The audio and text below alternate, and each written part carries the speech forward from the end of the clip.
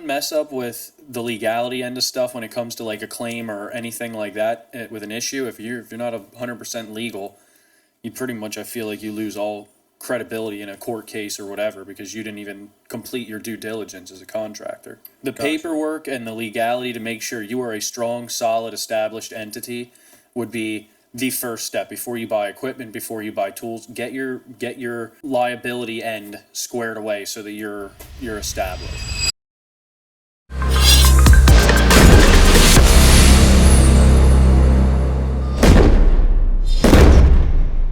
What is going on, everyone? Welcome back to the Dig Deep podcast. My name is Michael. I'm a real estate investor. Been doing it for about 8 years, and we are here at the office doing another episode of the podcast. Back in the room. I'm excited about it. Intro-wise, my name's Sage. I am 28. I run a concrete and excavation business, solo as of right now. Gonna hopefully be bringing some people on here soon and growing a little bit more. But yeah, it sounds like I'm gonna be getting interviewed today with some questions from you. Yeah. So my name's not Michael today. You're Greg. You gave me a call the other day, huh? Greg. Yeah. My name is Greg. I wanted to thank you for giving me a quote on my sidewalk, but more importantly is I really want to get into concrete and excavation. I want to get into doing those things, maybe even incorporating a little bit of like fall cleanup, snow removal, salting, and stuff like that. So I appreciate you coming to this coffee shop here where we live, and and I just have a couple questions. Maybe you could answer me, and they kind of guide me in the right direction. Absolutely, Greg. I would be happy to. Okay. That's going to be our podcast today. I'm going to be talking to Sage. I'm going to be asking him some questions about how to start in concrete and excavation, and hopefully that provides a little bit of insight to some of the viewers that may correlate to that profession, but also may correlate to some other blue collar profession that will work best for them. Yeah. So yeah, one of the really big questions I have is like, what kind of legal stuff do I have to do? Like, if I want to, and I'm going to say this stuff, yeah, and I'm going to say it like I'm a very anxious, rambunctious person, so you might have to tell me like, okay, this is where you got to start, whatever. So, what's like the legal stuff that's involved in starting a company? You know, like what do I want to start doing, like small concrete jobs, but I also have experience on an excavating machine, so I want to be able to do that as well. I have about 10 grand saved up. Okay. 10,000. Yeah, that'll work. I have 10,000 saved up. I have no debt, so I live with my mom. Yeah. And this is kind of what I do. I work for a concrete company right now, so I do understand a little bit, but I've been saving up and I want to start something on my own. I get paid right now roughly around $900 a week. Mm-hmm. So I need to make at least that in order to pay for everything that I have going on in my life. Yeah, that's fair. So like, what do I do? How do I start it? Like, what should I do to start at least? Well, I guess one big thing is going to be, do you have established credit? 620. 620. That's fair, I believe. Or good. It's decent enough. It's not horrible. It's green. Yeah, it's green. It's green on the FICO, the FICO thing. That'll work. Well, first thing I would do, just starting out, if you're starting completely fresh, you need to establish your business. You need to have insurance. You need to do all the things that you are legally obligated to do before you take a job on. Are you saying that because that's like the right thing to do, or that's what I did. Okay. Before I started doing jobs, my LLC was made. I got insurance through Erie right away. Business insurance that covered my vehicle that I was going to be using for the work. It covered me up to $1 million in coverage. I wouldn't do any less than $1 million, just because it's probably not very hard to hit a number higher or lower, higher than that. So you might as well cover yourself pretty well to start. Okay.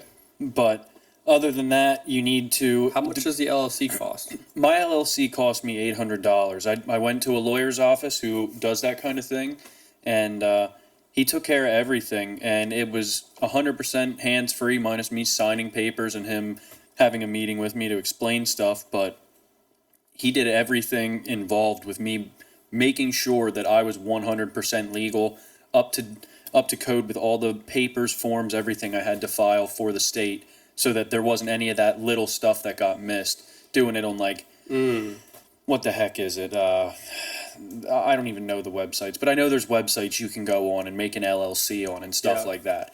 And I've heard of a lot of people that I've talked to that have done that, trying to start, that have, oh well, I missed this, and they never told me I needed to do this form, and blah blah blah blah blah.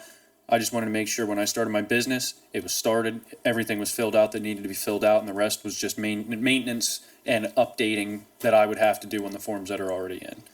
Okay, so to start, you're saying I should make an LLC, go into like a lawyer's office, Yeah. and then get some kind of business insurance. Yeah, and I guess you could go as far with the LLC. You could figure out what best fits you too. Like what best fits me is a sole proprietor LLC. You may want to do an S corp. You may want to do.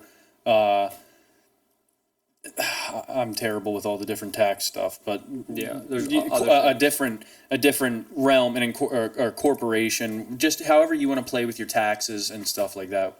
That's up for you to decide. But I did a solo or sole proprietor setup for me, and yeah.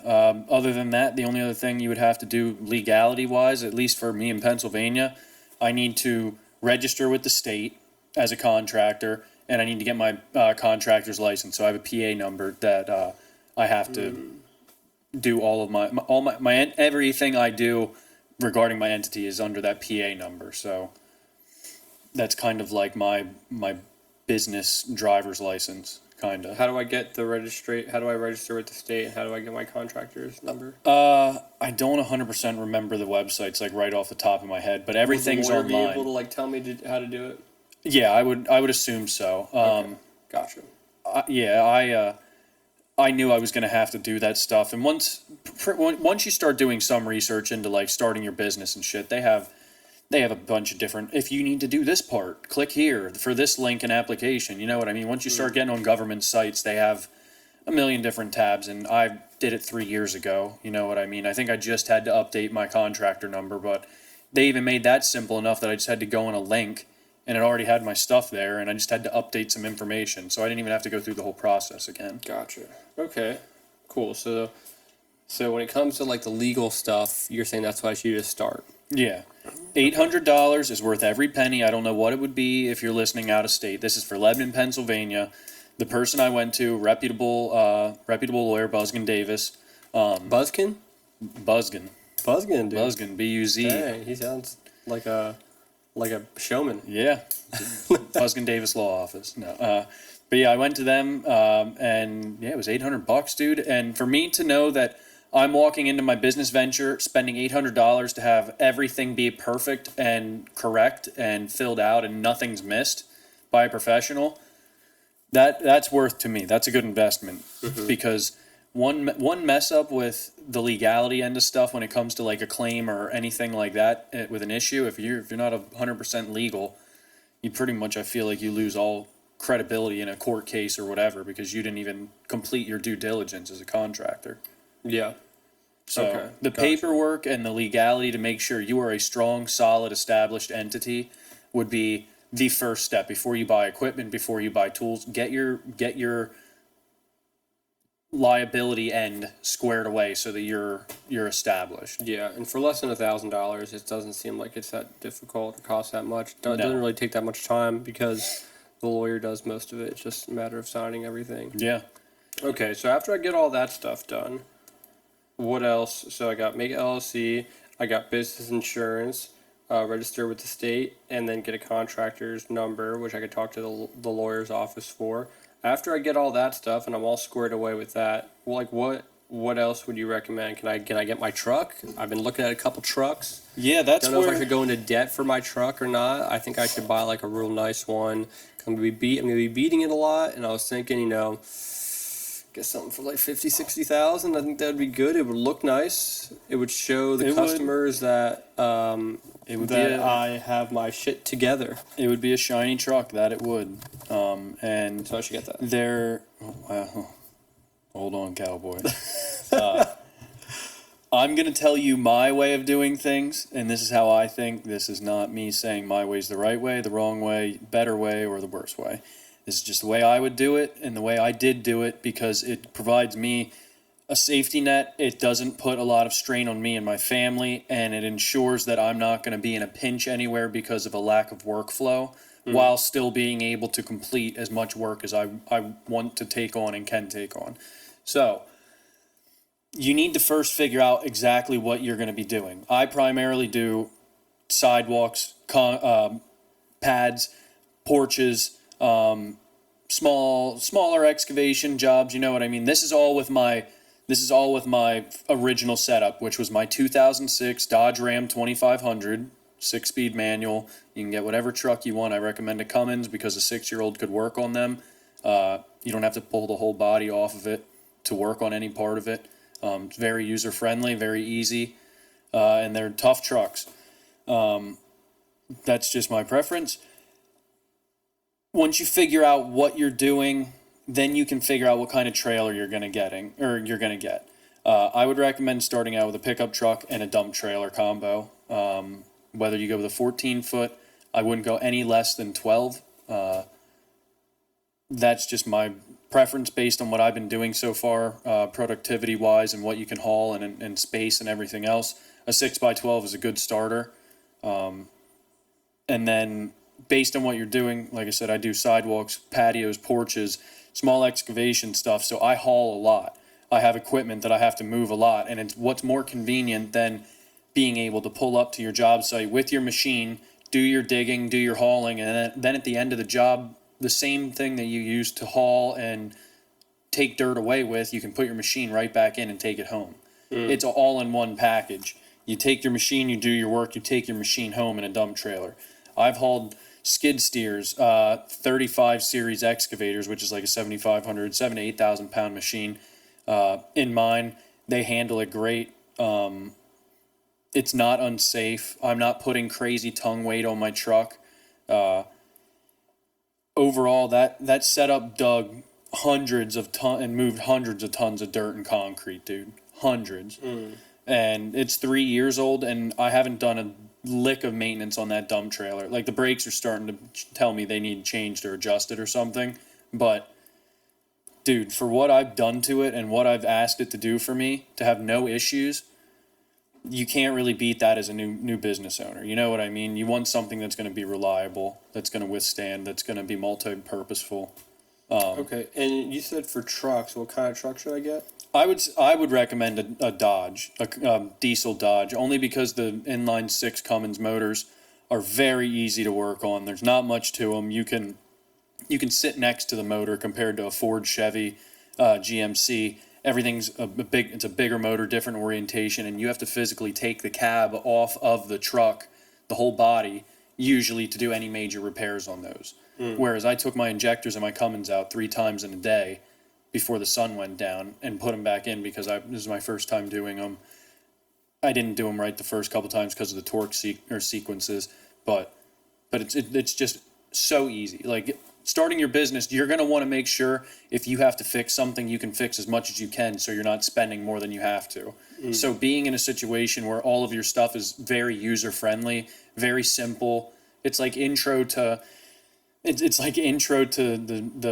the whole world of it. Like, I went into doing this stuff not knowing how to work on excavators, hydraulic systems, all that stuff like that. It's all been new to me, and you quickly learn what stuff is a pain in the ass and what stuff is very easy to, like, learn system-wise or just overall equipment, machine. You know what I mean? So Dodges are, like, easier to work on, a little bit more user-friendly. What should I, like, spend on something like that? And see, this is where Riley got 10,000. Yeah. I got relatively okay credit, 620. Well, it's funny because I started my business with like maybe $2,000, dude.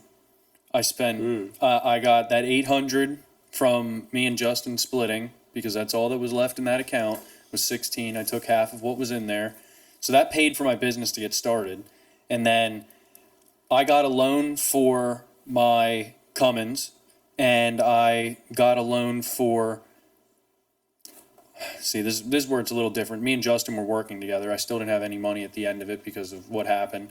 But the excavator was already in our name. I had to bundle up the loan for the excavator and my truck in one, so that kind of is a little bit different. But the dump trailer I put on a credit card, dude, because I couldn't, with what my debt to income ratio, I didn't have the debt to income that I could do it. So I put it on a credit card. I wouldn't recommend doing that. If you have 10 grand to play with, that's a good number to have, because that would have paid for the dump trailer, and then you would have just had a loan on your truck and your equipment.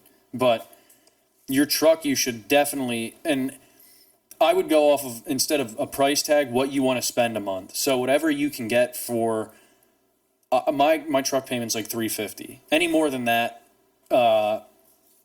I would probably not like it too much, because I'm paying more on my pickup truck than I'd be paying on like a single axle dump truck or something usually. So to start out, I would stay minimal on cost with all that stuff, just because you don't know if you're going to make it, as bad as that might sound, but that's the reality of it. The shallower the pit you dig yourself, the easier you'll get out of it. And plus, if you have that stuff when you're first starting down cost-wise on the back end, that's just all the more money you're making to be able to get that new shit and be able to just pay for it. You know what I mean? That's my philosophy. Okay, so you're saying, like, don't buy a truck outright. No, I would, well, yeah, I would say that. Like, when you're first starting, use your credit. If you have credit, use it a little bit. Don't use it without, or outside of your parameters. Yeah. That's the main thing. Like I said, all in all, my business expenses for my loans are under $1,000 a month. Yeah. So it's good, and that makes me feel like better about everything, because I know if there's a hiccup, if there's something that broke, like, dude, I'm getting shafted right now with shit breaking. 2 tire blowouts today. The starter in my Bobcat's going out. I just had to put 2 new batteries in my fucking Cummins. I just had to put a new clutch in my Cummins with throwout bearings. Like, dude, the shit is just stacking on right now, and I thought all my stuff was solid for the season. You know what I mean? If I was layering myself so thick with debt and payments, and I got a new 2023 F350 Super Duty. Yeah, it's a badass truck, dude. I'd fucking love to have that too. But when you're spending $600 a month on that payment and insurance, and then your new equipment trailer or your new excavator, that's fucking $1,000 a month. Dude, that doesn't leave a lot of like comfort room for issues like that to come up when you're unexpected, especially starting out. So again, I would definitely keep the debt low, keep the overhead in general low. Okay, gotcha. That makes sense. And so getting the stuff, I think, should be pretty easy. Starting the company is gonna be pretty easy. But what about getting customers? Like, how do I get jobs? Should I be like posting on Angie's List? Should I be spending money on advertising? Should I be stealing, or I would say taking some work from like my prior employers? Well, that depends on your morals for that one. I wouldn't dirty your name up right when you start by stealing work or doing anything like that. Don't recommend that. But this is where I would go to Facebook, dude. I would go to Facebook. There's people I know that should not be getting jobs that they're getting only because they're the only people that will show up or come to the estimate or give them a price or whatever. It would not be hard for you to put a post, excavation and concrete work, or excavation and concrete services. Post a couple pictures of stuff that you've done, because, and that's tough. I mean, if you've never done that before, if you've never done concrete or excavation work, I don't recommend you just start this business. I recommend you work somewhere that's doing that, give it a year or two, learn how it works and everything, and then do it, because there are too many variables for you to learn everything on the job right now. You will quickly go out of business and lose your ass if you're trying to figure this shit out on the job, because you see that with horror story of pads and sidewalks and other things that get poured and stuff like that. Yeah, you know what? I jumped a little too far. So after I get the truck and the trailer, is there any other equipment that I should be getting? Yeah, I guess I keep jumping around a little bit. I apologize, but that's where you got to figure out more or less what you're doing. I do curbs, patios, porches, sidewalks, small excavation. I'm digging, I'm hauling a lot. I need something that is able to do the. I looked at it as I need a machine that's going to be able to let me do all of this, even if it sacrifices a little bit. It's going to help me the most if I got an excavator. Just because I can dig, I can put a hammer on it, I can pull stumps out, I can do anything that I need to do excavation and concrete related. Now, there are a lot of concrete companies that just have a Bobcat stand-on skid steer, like an MT100, MT85, MT55. Kubota makes them. Wacker-Neuson makes them. It would all depend on what you're going to do more. Because if you're only doing pads, sidewalks, things like that, you could get away with saving some money and buying a stand-on skid steer and just doing everything with that. Do I recommend it? No, because it's going to take you a lot longer and you're going to be less productive. You might not have as big of a machine that's not as heavy. It's a little bit more nimble. It's a little bit easier to move around. But that excavator is going to walk circles around what you can get done with that fucking Bobcat. I can guarantee you, because I try to do it all the time. I love testing my shit and seeing what machines can do what without me having to drag this out or whatever. You know what I mean?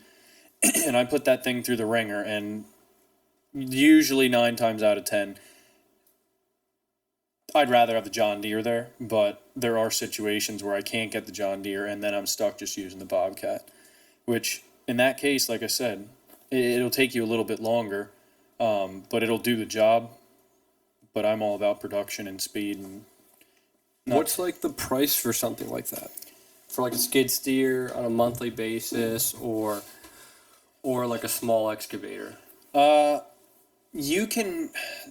It depends what you're getting, and again, size of the excavator is going to greatly vary. I have a John Deere 35. I bought that before all these price booms and stuff like that. So I got that for $15,000 private sale. My Bobcat stand-on skid steer, at the end, towards the end of my first year, I was able to get that. I paid that cash, $14,500. Those are usually, you're going to be looking at like 16 to 23 for a decent one. 16 being like an older model. What's that like on a monthly basis? That I'm not sure, because I paid for mine cash. I don't have a loan for it. But I would assume if you have a $20,000 loan, I would guess you're probably right around $300 in that ballpark for a loan payment, maybe. I don't. Okay.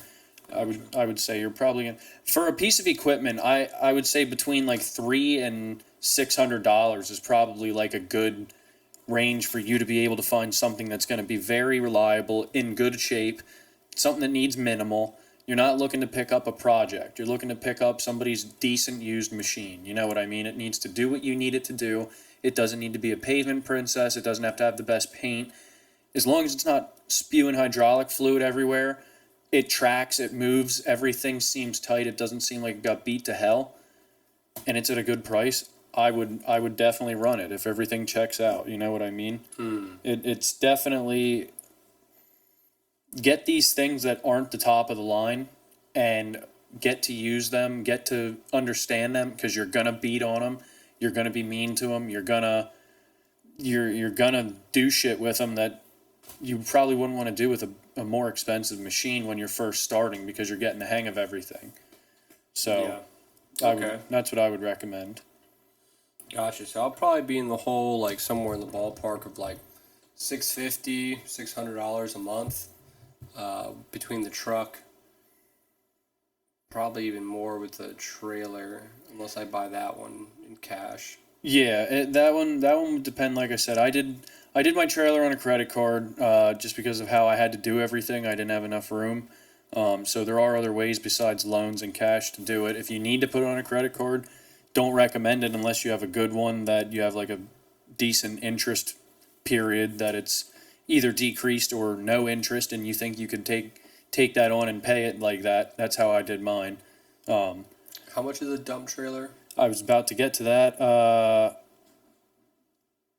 There's a lot of variables. If you get a 6x12 dump trailer, 12K rated, that's what I have. I paid 10 grand for mine, brand new, out the door. So you could probably get one you can probably find a different brand than mine between 9 and, I would say you could probably find one 9 to like 13,000, because I'm sure like Diamond C and like some of those other brands, maybe Big Tex, maybe Appalachian, I don't know, I haven't price checked in a long time, but I'm sure they're probably getting up to like 12, 13, because I know some of them have like thicker floors. Like, it all depends on what style you get. They have contractor grade, commercial grade, all sorts of different stuff. So that, again, there's a little bit of variation and a little bit of variables that you can kind of dial in and set to what you think you're going to need, because obviously all this stuff is plug and play to your situation. But these tools are the kind of key things that I would say hardscape guys, excavation guys, concrete guys, anybody that's doing any sort of earthworking or material moving or whatever, an excavator or a small stand-on skid steer are going to be your best friend. I would not go with a full-size skid steer right out of the gate. Not unless you only want to do skid steer work, because I guarantee you, if you're taking on residential jobs, you're not getting that fucking skid steer in a backyard. If you're working in the city areas or more like residential areas, there's going to be a lot of situations where that skid steer is going to be too big. You're not going to be able to do what you want to do, even if you get in there. Whereas if you have a mini, you can dig in the backyard, stay stationary, have somebody with a wheelbarrow, or just have to tough it out, wheelbarrow it yourself if you're a solo guy like I am a lot of the times. And it's cool, though, because that stuff will get you thinking. You'll get real good at understanding how to lay your job site out, doing it that way, too. Having something where you gotta kind of manipulate your space that you have. I think that'll help build a skill having to do with estimating and kind of roll over into more of the business end of the job and stuff like that, because you'll be able to get a better idea looking at it right away as to what's going on and how you're going to kind of lay things out. Okay. All right. I guess my last big question is, I'm losing right now $900 a month, and I want to make $900 a month. Yeah. So I need to make at least, maybe 1,800 or like 2,000 net a month. Mm-hmm. And you're saying the best way I could do that to start, in order to get the work to do the jobs that I want to do, would be on Facebook, posting at like many different types of community pages. Pages. Find your, like in Lebanon, we have Lebanon PA happenings, we have Lebanon yard sale, we have Lebanon Berks, Myerstown, Jonestown, all those surrounding areas. They all have a little community page. Become a member of it. Become a member of wherever you want to work. Become a member of that page and post your business. Hey, this is I'm Joe's Excavating and Concrete. We are new to servicing the area. These are some jobs that we've done where we do free estimates. Make sure we do free estimates. We'll come out for free. Push that. Make sure people know that, because that's obviously something that everybody's doing now. And if you're charging for people to come out or for you to come out, you're never going to get an estimate. But yeah, just free estimates. Happy to be able to serve the area. Just be confident with your intro. Like, this is what we're doing. If we can help anybody, we'd be happy to. And we're excited to be helping. And just put some pictures up of what you've done. Or if you're that new and you don't have any pictures of work you've done, or you've never really prepped for that part, which if you're going to be starting your business, I would assume that would hopefully be something that you were thinking about, having work to post and stuff like that, content. But if you don't, you just take some fucking pictures somewhere. Like, I've seen a lot of companies' Facebook pages filled with like a generic guy in like a safety vest. Oh yeah. With like a trowel in his hand, troweling. Like, dude, your fucking boots don't even have a scuff on them. You're not doing concrete work. Yeah. You know what I mean? It's all just posed. But people see it and they're like, oh, look at their beautiful team with their safety and their PPE. You know what I mean? PPE. Yeah, so just anything just to get your name out there. Facebook is a beautiful free tool that you don't pay for the advertisements. Just go to these isolated pages. Find where other contractors are posting on Facebook pages. You know what I mean? All the neighborhood pages, all the group pages, the community pages. There's going to be more than just you on there posting. So, and it's the best place to get your name out. Even you can post in the marketplace spot. Post a picture of your machine or something, and just I have excavator services, $800 per day with operator. Blah blah blah. You know what I mean? Do it however you want. Just promote yourself on there, because the amount of traction and traffic that place or that app gets, and the amount of people that engage with different posts, even if they don't like it, dude. They just want to be heard. They just want to. It's just something new for them to fucking go after. You know, people are addicted to social media and their phones and shit. Yeah. Okay.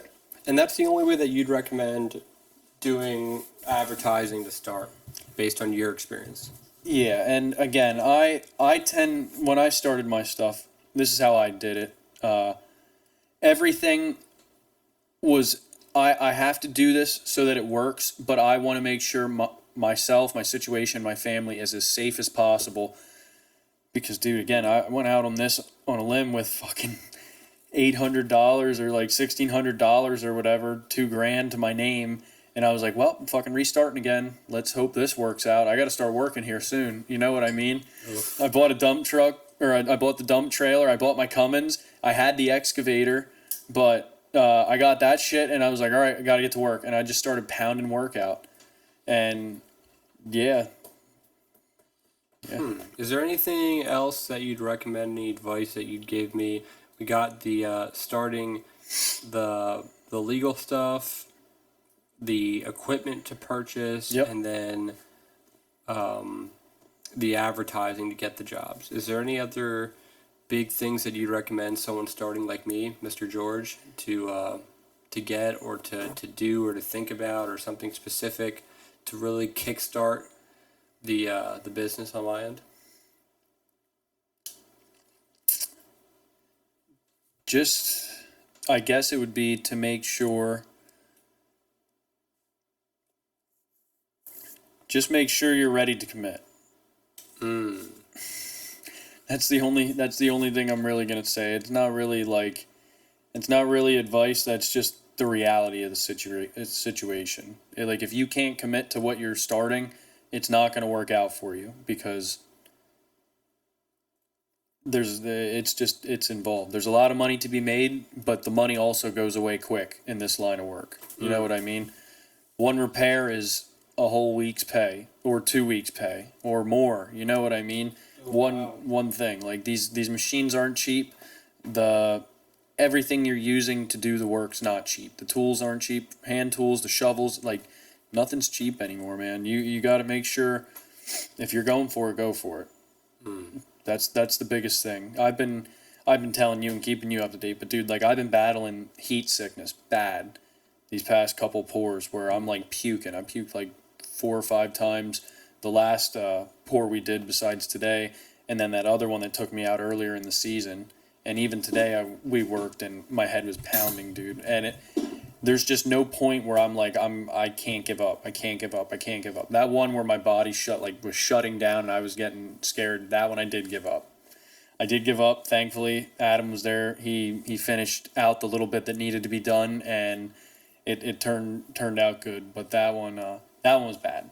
But but yeah, like, that's, and maybe people wouldn't put themselves in the situations I do, but Yeah. maybe they don't work as hard as I do, or don't want to push themselves. But I just look at it as, this is what I got myself into. I'm either committed or I'm not committed.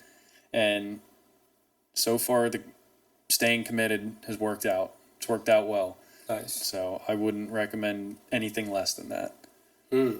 If you're committed, dude, and you just keep pushing and dealing with the issues, and you're smart about your spending, and you're smart about your investments and what you did to start all this up, I don't really see how you can't succeed. As long as you're like a good person who does good work and isn't a piece of shit. Like it's really the bones of it. If you can do those things, you at least are gonna survive. Now, that's where dialing in once you start doing it, your skills in the office and running the business and understanding how all this stuff works, and that's all that you pick up in time once you start. But that'll at least get you afloat. That'll at least keep you going so that you can get to that next point where you start getting the hang of everything. And then from there, you can make better judgment calls that maybe you wouldn't make after you do it the way I did it, or maybe you would adjust this, or maybe you would buy that truck flat out because you're doing better than me, you know what I mean, or you're doing good in general. Like, but to get started, this is like the safest option that I feel you could probably do while still having a huge horizon of jobs you can tackle with a setup. Yeah. So you actually get a good amount of work from people on Facebook.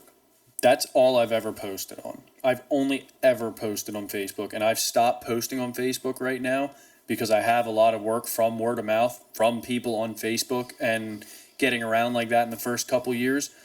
Because if you post on Facebook, dude, 9 times out of 10, you'll have like 3, 4, 5, 6 people that contact you. And if you are booked out for an extended period of time, like sometimes it's just easier to just take care of some of the work you have and then pick up more when you're ready to take on that inflow again. Yeah. If you just post to Facebook all the time, I'd be up to my freaking ears in calls, and I'd have to tell people all the time, no.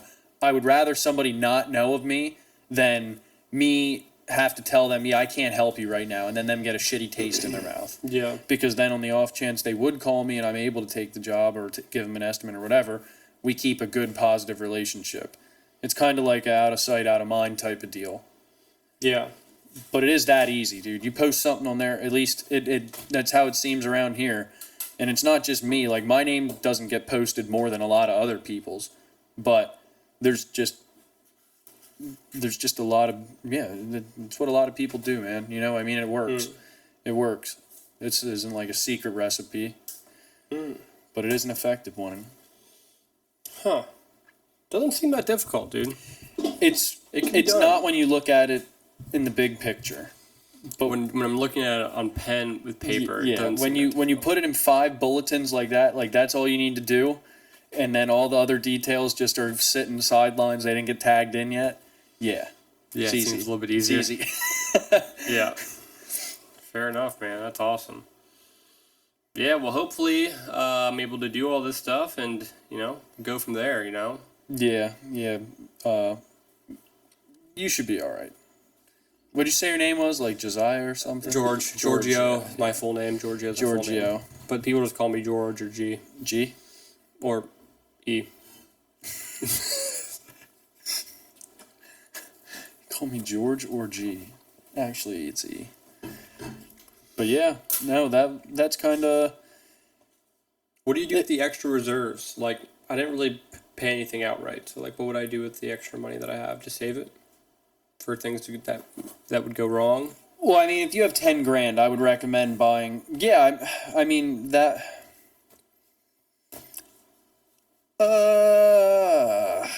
If I had 10 grand, Just I put would it all have. in credit? No, I would have. Yes. I would have saved that 10 grand because I would have looked at that as a like 4th safety layer that I made for myself. You know what I mean? Yeah. That 10 grand could pay for your business's expenses for 8 months. If you fuck around for 8 months, you literally just have to make your living expenses, and that 10 grand will float you. It'll float every payment you have. Yeah, that's a good point. And you could use that 10 grand. If you're taking off and in 3 weeks you have 10 grand again, fucking spend that 10 grand that you had as your buffer. You now have your pillow. You have your cushion. But I would 105,000% recommend, and this is because this is how I live my life leading up to me running my business. Do not leave yourself without a cushion. I never had a cushion because I didn't know how to save money and I lived outside of my means a little bit. But now that I have a little bit of a cushion, it's like my fucking child, dude. Like I'll murder somebody to try and take my little buffer I have.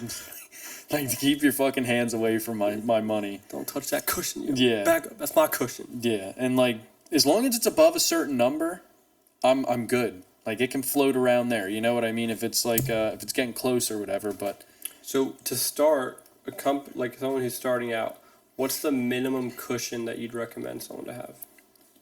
I never $5,000. I would at least be able to float your business expenses for a quarter.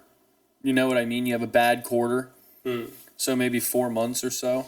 So no matter what, starting your business, you should have $5,000. Yeah, to start. I would say $5,000 because just say your loan payments are $1,000. Your business startup is $1,000 a month to maintain debt wise. Very reasonable in our line of work.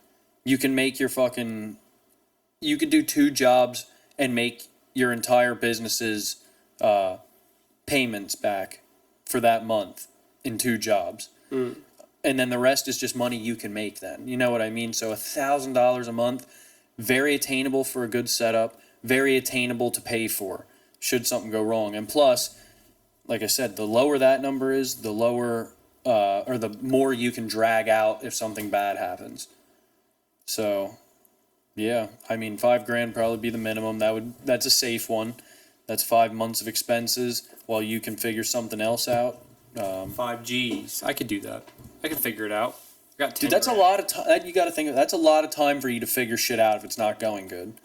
Or like if you have to be like, all right, this week I'm spending this whole week here focusing on getting our name out, hanging door hangers, doing this, doing that. It'll give you those options rather than like I am in panic mode because I got $4,000 in fucking payments I got to make because I bought a brand new this, a brand new that, and a brand new that to do a job that I didn't know if I was going to be able to do or if it was going to keep going. Yeah.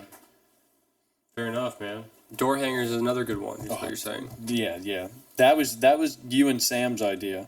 And that shit works like a charm, dude. I have more calls than I could handle. There were people walking up to me that got my door hanger that like found me while I was working and talked to me about it. I'm like, I can't help you now. There's a deadline in like 4 days. You waited till now? I gave you the door hanger. Why didn't you freaking call me? Yeah. But like, that's what I mean, dude. I had more calls than I could handle, and then I had random people just walking up to me asking if I was a person who put the door hanger up. So like, they're very effective. If you have a neighborhood, like if you do a lot of sidewalk work and stuff, make a fucking door hanger and just hang it around. Go around the neighborhood, find the houses that have or neighborhoods with big trees in the sidewalks. You can charge more because you got to deal with the roots too. So that's not just a simple replace. That's a little bit more, and you have your own pricing. You do it your own way and stuff. But that's a great way to get work. Hang a door hanger there. We noticed your sidewalk's all messed up. If you'd like a free estimate to deal with this, because people, number one, are going to be worried about insurance and tripping hazards and getting sued. So you can always leverage that. Like, yeah, I noticed that these were a hazard out here, and high chance of somebody tripping. We're going around the neighborhood, and then do a salesman pitch. You know what I mean? If you run into somebody, yeah, like this is your business. You be as sly, slick, sneaky, upfront, honest. The only thing you're going to do is learn from yourself and learn from your experiences. You know what I mean? But as long as you're committed and you give your all, you just keep trying, dude. It's going to work out. Love that, dude. Yeah. I think we covered a lot. Yeah. I think we got a lot. I think the viewers are going to be happy with get all this information, and I think this will give a lot of people a good basis to start, especially with blue-collar lines of work, starting the LLC and stuff like that. I think it's very important. Yeah. Yeah, it's... there's one thing to take from all this. Just go to the fucking lawyer. Just go to the lawyer. Get it done. Get it the way it needs to be, and get that stress off your back. Yeah. Because... Yeah, you can do it yourself, but to save yourself the hassle and potential error, just go there. You could probably even call them, dude. You probably don't even have to go to the office. Yeah, I had to go there for like 15 minutes one time, dude, and it's just like you pick your name. Like, he does all the paperwork, all the forms regarding your business entity, your tax ID number. Like, he put a packet together for me with all my shit. Like, I had all the documents for my business. He did all the fucking paperwork and homework for it. Yeah. I just signed a couple things and learned a couple things that I needed to know about the business and where stuff is and how it works. And that's it. And $800, I was ready to go. And I walked out and I'm like, all right, I can do work now. Yes, I am a business. Yes, yeah, literally. I can do work for you at your home if you would like me to. I am a contractor. And I am on my way to get my business insurance. Yep, look at me. Would you like me to send you a quote now? Yeah. Ma'am? Sir? Ma'am, and hunt him down with like a clipboard. I'm legal now. Yeah. But yeah, no. Sounds good, man. That's great, man. I'm glad we talked about this, and that definitely provided a lot of people a good amount of insight, I can imagine. So Yeah, I hope I was able to help. I know I jump around a little bit and stuff like that, but yeah, keep your debt low. Keep your debt low and just be determined and pick decent machines, and you can't really lose. yeah, keep decent machines. Debt low, decent machines, and don't give up. The 3 Ds of digging. The 3 Ds of digging, all right? This is what it is. Give them the lowdown. Decent hoe, decent rig, and don't give up. That's good, man. That's awesome. Fair enough. Guys, Awesome. Thank you so much for listening to the Dig Deep podcast. We appreciate you once again. We're slowly getting more listeners, especially on Spotify. We don't have an astronomical amount by any means, but we are slowly getting a couple people, so we appreciate that, and we appreciate the people that have began to listen and have continued to listen. Yeah. It means a lot, and I hope, and I believe we hope, that we're providing you guys with some kind of value. So thank you so much. Yeah, thanks, guys. Have a great night. Hey, guys, thanks for watching the Dig Deep podcast. It would mean a lot to us if you could go to our platforms, Apple Podcast and Spotify, YouTube, obviously. Give us a rating, good, bad, anything. This is what helps us get everything out. This is what helps us kind of spread the word and achieve the goal that we're trying to get by reaching out to anybody that needs us. So please, we want honest, real feedback. Like, comment, subscribe on YouTube, all that good stuff. Our merch store, the Dig Deep Podcast.myspreadshop.com, and our Instagram is the Dig Deep Podcast. And then, of course, we have our email as well, which is the digdeeppodcast@gmail.com. You can send us questions. We would love to incorporate questions that you guys send us to the podcast. We'd like to mention people by name, and we want to learn from you guys and hopefully teach you guys as well. So, Yeah, as always, guys, keep digging, and we'll see you on the next one. thanks so much, guys. Take care.